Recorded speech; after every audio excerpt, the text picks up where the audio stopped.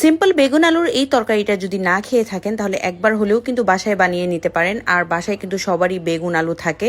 এই রেসিপিটা করে সবার প্রশংসা যেমন পাবেন, প্রতিদিনের আবদার থাকবে এটা বানিয়ে খাওয়ানোর জন্য। আমি এটার জন্য আলু আর বেগুনকে এরকম গোল করে কেটে নিয়েছি। আপনারা আপনাদের পছন্দ মতো শেপে কেটে নিতে পারেন।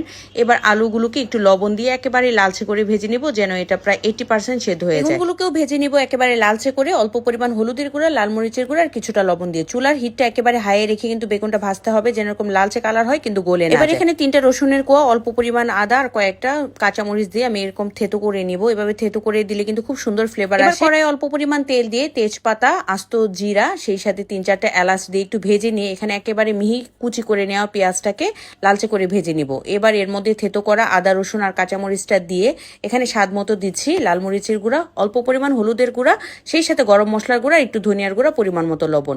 আর এখানে আমি গোল করে কেটে নেওয়া টমেটো একটা ব্যবহার করছি।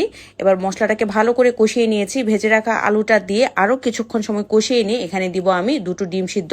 এই পর্যায়ে এসে আপনারা কিন্তু চিংড়ি মাছটাও ব্যবহার করতে পারেন, আর যদি চান তাহলে ডিম চিংড়ি কোনো কিছু না ব্যবহার করলেও হবে। এবার ভেজে রাখা বেগুনটা দিয়ে একেবারে ভাজা ভাজা করব আমি। আর নামানোর আগে কিছুটা পরিমাণ আমি অ্যাড করলাম চিনি আর একটু পরিমাণ ঘি, এতে করে ফ্লেভার দুর্দান্ত আসবে।